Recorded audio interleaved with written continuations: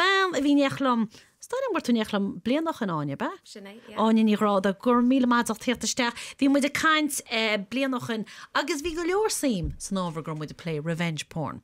Agus bhí muid a caiint hín termission fiúin ag an nám. Ó hen dead leat máisteach tú maint amach is sicólaíoch friends cohortachas. Cur mágat. Bhfuil tú sásta? Tá mé. Bhfuil sé hart? Tá sé hart, creitinethe déinte. Agus rinne tú máisteach bunithe ar an ábhar seo? Sinné sa bhíarm ábhar ranú le taide dhéana bheris ranú an ábhar seo, so tá mé canal héis play leis ó hin. Tá sam agus tá mai cínta go tú súla an brise, so tún dána den inniu casúir me táis máisteach maint amach agus is rud an thuirsúla agus na hagan tú ag dhéire tá mai cínta go mín tú sása goil se hart. An tá ábhar seo a phlé go hacadúil bhfuil mór an taide dianta nó bhfuil muid soch nuaige nó bhfuil níos smú taide dianta aber America nó Sasnair. Tá taide déinte ach cinnte go gantanas taide mu hin sin agus nervhí méid déanamh an taide seo cinnte gurbééis seo an céad staidir bunathe ar fur óga margheall ar an ábhar seo. So bhí sé is so go nua sa bhealach sin. Agus goile bhéit muid beidir láirta dosach hín terma revenge porn. Cé go chuirtú ag tús ó máisteach dé mar aín cholaghanna. Nílann terma ceart an ríide bhfuil? No, níl sé. So is so go gurbééis sin an fág go ranig mé an ábhar seo mar bhí méid cappa caithí gohfuil terma níos fearr ar an iompar seo.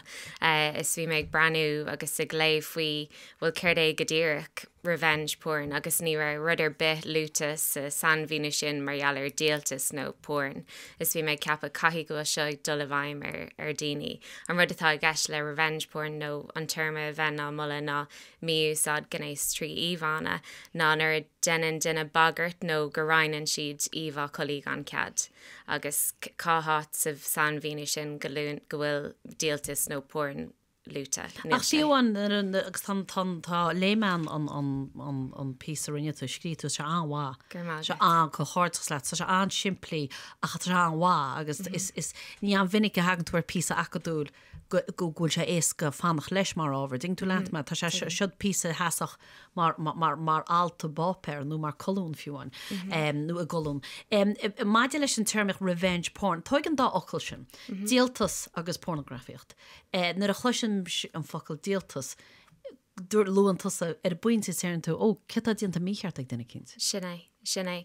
Is láthraach tá tú cinna le gathhrú an béim ar an ón duine tá taréis an iompar seo dhéanamh agus tá tú chuirnis an béim ar an íspáirteach agus céir a bhí déanta acu agus aspealach sinné agus tuigemuid uaireanta dar leis an duine dhéanaan sa leithid de revenge porn dar lo tá rud ag an déanta uaireanta ní bhíon cadre bit idir an birtin. So tá rudicint an asnamh ní anan an terma sin agus an iompar.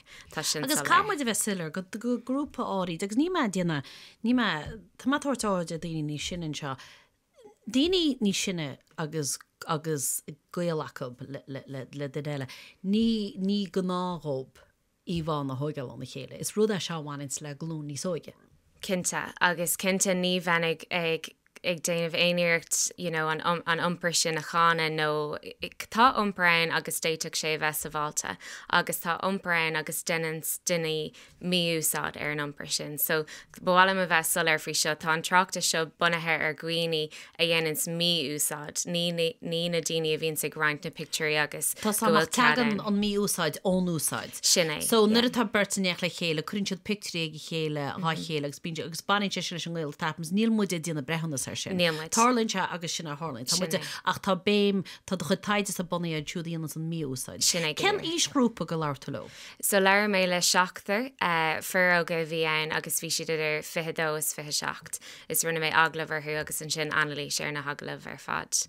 An fág ra méid díú arthú ná gur hastigam díú ar na bystanders. So sin rud a bhreath mé bhfuil bhí méid léibh anna chud stuff margheall ar is so an curach agus an íspáirteach. An íspáirteach, so cad margheall ar an tríú duine nó an ceathrú duine. Má tá seúr a gceist tá duine eile a breanú ar na híomhána. Níl an don rud seachas má tá tríú duine. Seachas sin tá sé rud atá tarlínted ar bret, but níl an den rud seachas má tá duine eile brenuir nó in úsir sin áráint a ríise sa rí eile. Agus seo an cultúr WhatsApp seo beidir nó ríd bailí eile. Gur tú ghfuil tú stíar chóras le grúpa beidir forum. For an sports nó grúpa de rang nó grúpa cín a bhhain slaat agus go tuban chuann tún picture seo soas go bhain seo nó déad se thola go fifreis nach chutas an béimiid is mrá smó a víns na híspartíín seo. Sinné agus sin an fá go rannig mé bheith ag ddíú ar fir bhhalam sa go méid taide cosú leis se déinte le maná comach ceapan go sin fíorthachtaach ach marúir tú sin rud amháin a tháinig amach ón taide ná gur aithnig na fur seo okay, déiteach sé tarlún de furóga, but an rud a Harlíonn sná tá sin níos dóchaí go darlóg sé do bhaná agus an núsir sin tána héfachtaí níos massa tuisgur maná iad. Thomas. An bailach a bhíon mu de pléile maná nar dhéantar fur ag an gnééis lína dómh go bhfuil victim blaming a gceist le sin agus sa stadar seo cé gur asaontigh siad go hilas go thomláin le victim blaming nó millen ar be a chur ar na híspáirteag. Bhí sé sulir go raibh sin ag dul ará ó na termí is na dearcaí a bhí acu ar an ábhar. Okay. Nis an rud is simúle tein tú canaling le leis an taide se mar a bheith duine tóigáil. Agus déan tú an terma. Caafmid an terma ahrú, mar níl se cóid agus ní se ceart agus ní se chom. agus ní éon chiaal leis an terma revenge porn. So is míúsáid gnééis trí íháin a cheartain bheith gúsáid me herme seo. Agus an sin pléan tú leis an tol, de hollahort, de cadahort, a naid a holla, níor thug tú cad. Ag de an lei is rud príomháideach a bhí adrah agus an sin go tobin ní léon chucht data na híhána seo. Sinné agus rud amháin a tháinig ón taidan an na multi a bhí ag na ranfartathe margheall ar an terma agus chuna sa bhí muid ag play agus simú mar an dearan tú ar an ábhar sin cé go raibh multi acu margheall ar reachtaíocht nó margheall ar termíocht ní raibh mulle ar bith margheall ar freagracht éonar sa stadar agus tá sé ansúil a méid a dearan siad sa stadar, but tá sé ansúil a méid nach dearan siad comá agus comá lei sin ní ar rud a beúte bhfuil céin freagracht tá ormsa mar gcuine éonar agus méid breanú ar an ábhar sin ní sin luúta. Okay. Agus lálam faoin freigra sin an tríú duine sin duine tar an neolalas faoi, mar deit an tríú duine tá san ghilse sa chuirse an duine dhéana an tíospartach agus an sin tan duine tá breanhid. Ken freigracht atá an duine sin, agus céird is féidir dhéana leis, cé is féidir sin duine sin dhéana? Well, is just bar bailach siimplí le play leis ná terma ceart úsáid. So an terma revenge porn a cheachant go hilas go thomláin. Má ecinn tú a lehéid de seo ag dul ará ar grúpa WhatsApp céin duchar le rá de brunarmach níorhhalam seo eáil nó níl seo gceart. Tá mi sé go thomláin. Tá go mi sé go thomláin a géan tú leat a chu réir chuir me an ceist agus dúrúlam firóga dúirt well bha se andechar am rá ar grúpa WhatsApp ní mála me sin nadíana sin. Mar ní siad a gera bheith go an náid ní siad a ggéir tad a conspóideach rá cé gon rud cín conspóideach feici Jacob níl siad a gera tadará. Fiúan nar bhín siad mí chomport. Ní se go bhisnach Jacob a rá ní málam go chuirt an na picturí sin am mar a bhis leat tá teat más an rúpse.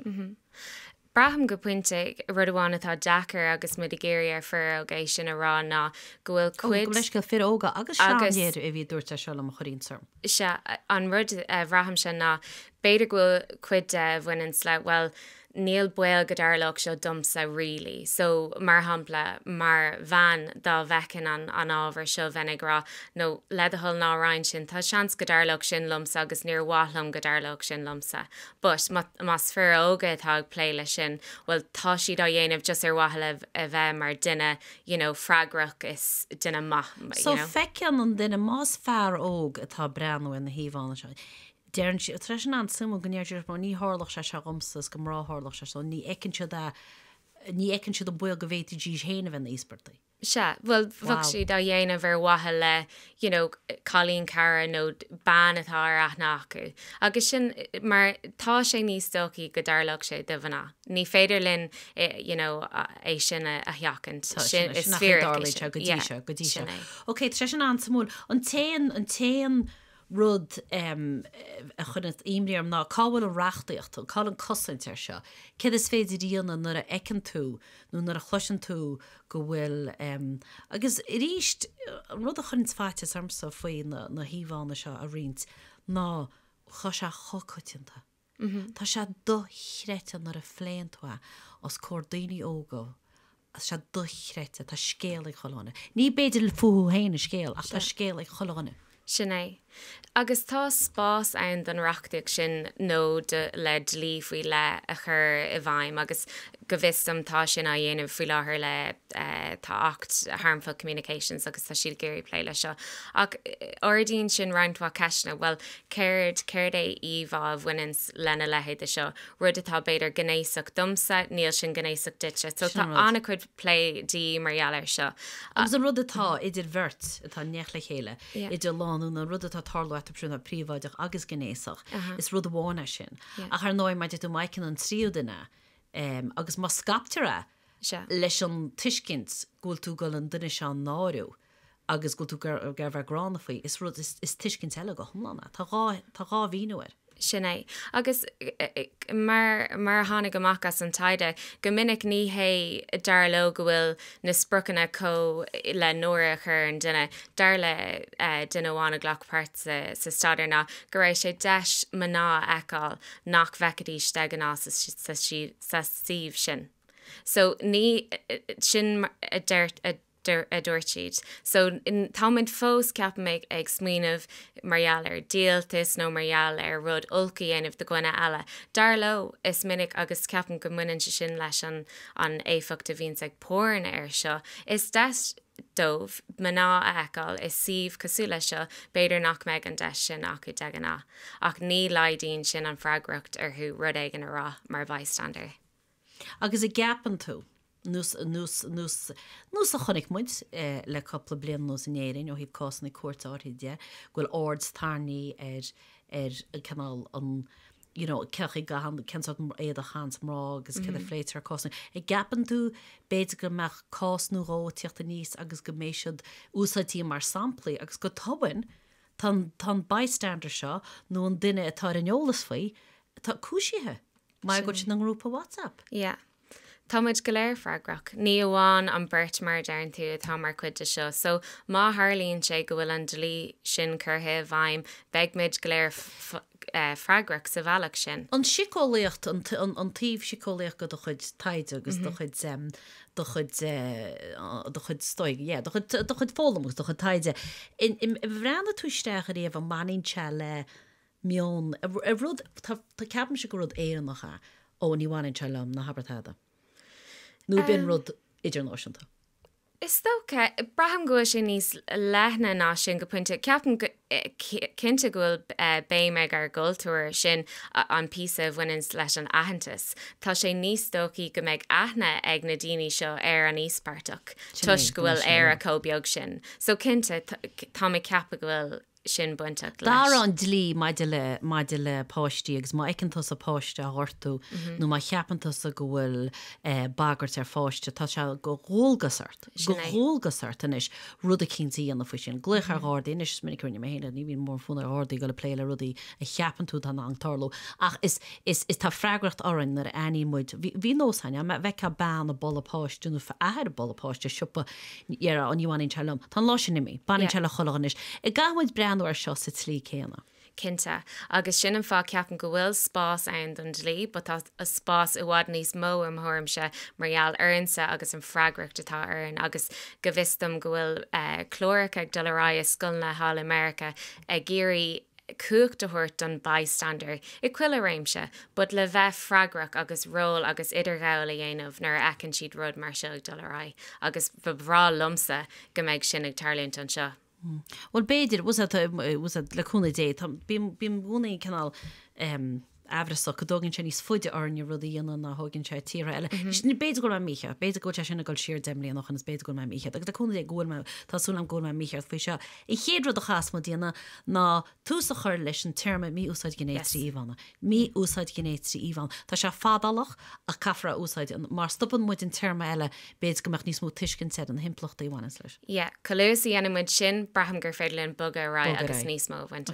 Áine chochardachas a bísa seo agus is an písa acadúlacht acadúil a gist. Agus níháin sin chuann se tús le córá eile agus le chuna dé córá bhlas níos múna léidir seine daoine fiúáin chéhlinn darna blianana go mánscail, bit gamad breanúir bunscail. Fáil si go be. Tá sé áfáilú agam fi láthair, go háirtcha sé seanhá agus bhí mu de fear ó nóra agus fu mu go leor daoine i láart na hí faoin termman ar hiic siad an dochar atá ví derma nu gur lútas a glóra. So mar sin chun mai fearfuch nólig wahata agus agus gur mí beit an colonis ne colna é se seáintach go háirtachas sa ríist agus le cúna dé beit goach mu an nácí an na govéach daoine a léh. Tá sé scríft an nói i méla ach le níidir rála ní vín túhád a go réid a chud ag eistrús a léh go tú ná dhéanana.